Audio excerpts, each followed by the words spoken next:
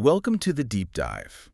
Imagine your dinner plate holding not just, sustenance, but echoing with memories, revealing profound truths about who you are. Hmm. Maybe even forging new connections. Hmm. Today, we're diving deep into Erica Bauermeister's The Monday Night Cooking School. And our mission really is to explore how food, in the hands of Lillian and her students, it sort of transcends mere ingredients. It becomes this powerful catalyst for, well, human connections, self-discovery, and these really enduring life lessons. Exactly. We're going to uncover the surprising ways these seemingly simple acts, cooking, sharing a meal, can actually transform us. And offer some truly fascinating nuggets of knowledge along the way, I think. It's a captivating premise, isn't it? It really is. The book expertly shows how these culinary journeys, they mirror personal ones, often leading to revelations we might never anticipate. Yeah.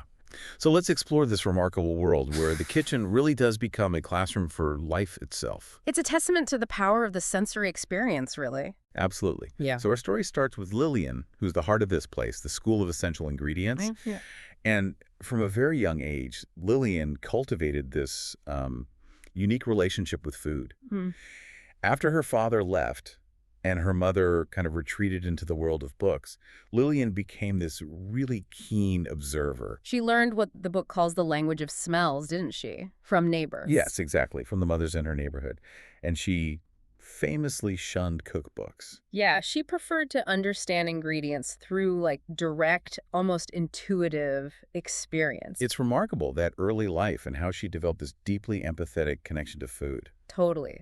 She believed spices weren't just flavors, but actual carriers of emotions and memories, Imagine that. and that a truly gifted cook could sort of anticipate reactions to a dish before it was even tasted. That's not just a charming detail, is it? No, it's a profound insight, I think, into how our senses connect directly to our emotional core, sort of bypassing that purely intellectual understanding. Right.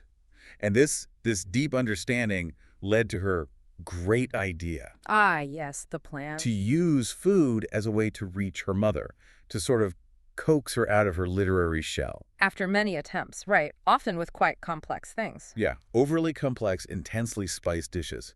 But it was a simple bowl of mashed potatoes that finally resonated. Comfort food. Exactly. It wasn't about complexity. It was about comfort.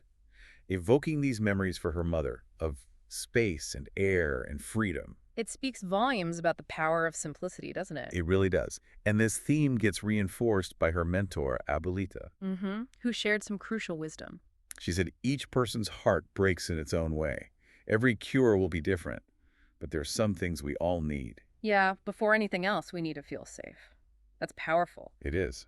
Abuelita then gave Lillian this special orange, cinnamon, and chocolate milk recipe. And it wasn't just a drink, was it? It became a kind of conduit. Exactly. It helped unlock Lillian's own childhood memories, but more significantly. It prompted that rare moment of engagement from her mother. Yes. Who looked up and asked, "Where did you learn to make that?" A bridge built with flavor. Amazing. And even simpler, just giving her mother a fresh apple, Yeah. a taste of the new season. Made her mother laugh. Yeah, laugh and say, "Look how you've grown." It just beautifully underscores how real food, given with intention, can truly reconnect us. To ourselves and to each other. So as you reflect on your own life, it makes you think, how might the food you eat or prepare serve as a language Yeah. or a keeper of memories? Yeah, it highlights that food isn't just about nutrition. It's this medium for profound, often unspoken communication. Okay, shifting gears a bit. Let's look at how Lillian's kitchen becomes this crucible for self-discovery for her students. Right, because each one arrives with their own unspoken need. Oh, they do. And the lessons, they go way beyond knife skills or recipes. Take Claire, for example. Okay. She came to the class feeling utterly invisible, overwhelmed by motherhood, her body no longer feeling like her own. Like she was just a frame for the picture of her children, I think the book says. Exactly. And this brings up a really critical point about identity, doesn't it? That Particularly for women navigating new roles. Definitely. And Claire's initial reluctance to kill that crab. Followed by her decisive, almost fierce action. That was a pivotal moment. Yeah, in that act, she realized these days she was a lot of things she didn't recognize. And it was Helen, another student, who just cut straight to the core. Asking her that direct question, what do you do that makes you happy? Just you. Which is a question many of us, especially parents, might struggle with. Her inability to answer revealed that deeper struggle, didn't it? A memory of feeling herself break into pieces during childbirth. Yeah. But the crab meal itself, described as full and rich and complicated, Allowed her to feel herself come back together again. reclaiming a sense of self, of visibility, making her feel warm and golden. It's such a powerful metaphor for self-reintegration. It really is. And we see a similar, though maybe distinct, journey in Chloe. Right, Chloe, who started as this clumsy busser, plagued by low self-esteem. Often criticized by her controlling boyfriend, Jake. Yeah, and Lillian's teaching here, it wasn't just about culinary technique, was it? Not at all. It was about cultivating self-awareness, confidence. She encouraged Chloe to learn this room, to not be afraid to touch. Even to close her eyes and walk through the restaurant, to trust her senses, her intuition. Which led to that closed eyes experience with the crab. Another powerful moment. First mourning its life, then feeling life come into her as she ate it. That sensory awakening again. But then her attempt to cook for Jake, it ended in disappointment, didn't it? It did. He kind of undermined her efforts, reinforcing her insecurities. But then Abuelita in the tortilla class Yes. taught her that simple yet profound lesson to be calm and think of a dance with someone you love while working the dough. It wasn't about the recipe itself. No, it was about finding an internal rhythm, a confidence she thought she'd lost. And she was amazed at the perfect tortilla she made. Ultimately, this newfound self-belief, which was really nurtured in Lillian's kitchen. It empowered her. She confronted Jake, declaring, "I think I might be too a cook." Which was really a declaration of identity, wasn't it? Completely. It allowed her to walk away from that diminishing relationship and embrace her own potential. And she eventually becomes Lillian's apprentice. She transformed from feeling, small and tightly bound to finding her own strength. Not just in cooking, but in life. Exactly. So yeah, it's clear. It's not just about mastering a dish. It's about building a new self, finding your own essential ingredients for a fulfilling life. Okay, now let's turn to Carl and Helen. Their relationship is seasoned by decades. Right, and they're very practical ding-dongs wedding cake. Hilarious. Such a contrast to Claire's elaborate one. It symbolized their grounded love. And Lillian, ever the culinary philosopher, used baking a cake to reflect on marriage itself. Calling it a delicate chemical equation, needing a balance between air and structure. It's a brilliant analogy, really. Lillian explains that flour is what holds a cake together. Representing commitment, foundation. But contrast is what makes it interesting. The unique personalities, the ups and downs. And Carl's spectacular failure of imagination when Helen confessed her affair. That almost shattered them. Yeah, yet he couldn't imagine the next 40 years without her. So he chose to rebuild, stick by stick, a nest of moments and promises. Acknowledging that not all sticks in a nest are straight, which speaks volumes about long-term love and forgiveness, I think. Absolutely. And Helen's own journey back to Carl involved this deep reconciliation. That Provence trip, initially a gift from Carl. Started by stirring memories of her lover, right? Yes, but it ultimately became a shared experience with Carl, filling her dreams with new meaning. And later, during that chocolate tasting at Lillian's, Helen, who had given up chocolate, found its taste first brought back memories of her lover, but then seamlessly blended into memories of Carl. their intimacy, shared grief, his support for her art. It became, as the book says, not the beginning or end of anything, but a part of who she was and had always been. Such a powerful integration of experience.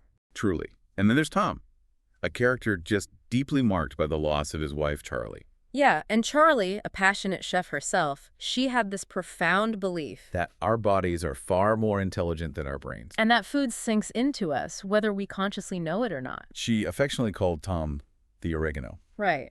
And his experience in Lillian's class, especially making pasta sauce. It became this poignant way to honor Charlie's legacy, a process that felt both heavier and lighter than he had anticipated. Which really illustrates how grief often manifests physically, doesn't it? And how ritual can aid healing. Definitely. And that moment when Tom recognized the distinct oregano in Lillian's seafood special. A quiet toast to Charlie. So powerful, connecting him to her memory through that shared sensory experience. And later, as he kneaded dough, he learned something interesting, That the repetitive physical process kept part of his mind busy. allowing the rest to wander, creating that crucial space for grief and healing. And when he expressed that sadness, the food, it'll be gone. Lillian wisely replied, "That's what makes it a gift." Wow. Yeah. And if we connect this to the broader picture of memory and loss, Isabel's insight to Tom offers such solace. What was that again? Our bodies carry our memories of them in our muscles, in our skin, in our bones. So food, in this context, becomes this tangible link to love and memory that can never truly be lost. It's carried within us. It becomes part of our very being. So whether it's the structure of a marriage, the nuances of memory, or the process of grieving, food isn't just about the present moment. No, it's a bridge to our past and a foundation for our future.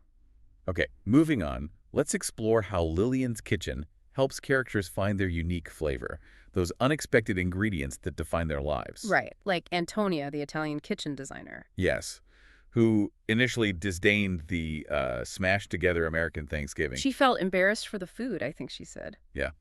But Lillian's Thanksgiving class, where food was treated like a guest list with distinct personalities. That offered Antonia a new perspective on tradition and harmony. And it's fascinating how Antonia, being a designer, then applied this understanding professionally. To that dilemma with her clients wanting to remove the kitchen fireplace. The heart of the home, which reminded Antonia of her own grandmother's kitchen in Italy. And she didn't argue, did she? She showed them. Exactly, preparing ravioli and roasted chicken on an open fire for them. Helping them see through her eyes and appreciate the soulful, communal potential of that space. Brilliant. It really is a great example of using experience to shift perspective. Mm-hmm. And Antonia's own journey had brought her to America, seeking something specific. Yeah, she wanted to take a cold shower and wake up her soul, seeking uncertainty over her comfortable, predictable life back in Italy. And her interactions with Ian, the analytical software engineer. They beautifully highlight this contrast, don't they? Absolutely. Ian initially tried to approach cooking like software engineering, Believing it could be just a series of steps to be mastered. which led to some spectacular failures, like with the rice, despite his rigorous approach. It raises that crucial question many of us face, right? How do we learn to trust intuition over rigid logic? Especially when it comes to matters of the heart and the kitchen. Totally. And Ian's turning point wasn't actually in Lillian's class, was it?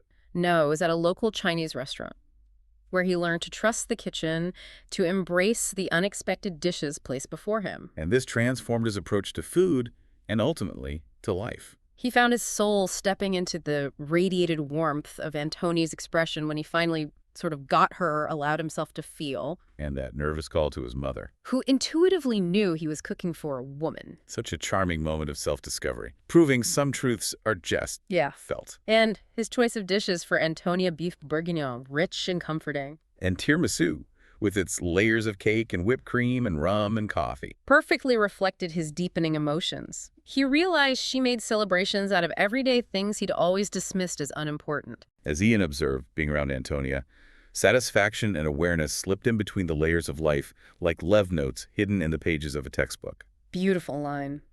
And Lillian's ultimate wisdom resonates through their intertwined stories, tying back to why Antonia left Italy. What was it? Sometimes, Nina, our greatest gifts grow from what we are not giving. Wow. And it's truly remarkable how the students in Lillian's class form their own supportive community, isn't it? Yeah, giving each other the very essential ingredients they each came there to find. Exactly. So what does this all mean for you listening? Our deep dive into the Monday Night Cooking School really reveals that food is this profound teacher, a silent partner in our growth. It's not just about what's on the plate, is it? No, it's what it stirs within us.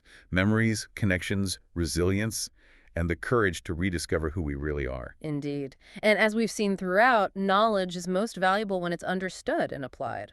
The kitchen, whether it's Lillian's or your own, it's like a laboratory for life, reminding you that every meal is an opportunity for an aha moment. A chance to engage your senses and find new meaning, maybe even in the familiar. Yeah. This deep dive reminds us that the essential ingredients aren't just in the pantry. No, they're woven into the fabric of our lives. Connection, memory, self-discovery. And the grace, perhaps, with which we approach our daily experiences. So as you go about your day, maybe consider your own kitchen with new eyes. What stories do your ingredients tell? What emotions are you stirring into your next meal? And what profound lessons might it hold for you? How might you use the essential ingredients of your own life to create something truly transformative? We encourage you to just pay closer attention to the food you prepare and share. See what deeper truths it might reveal about yourself and about your relationships.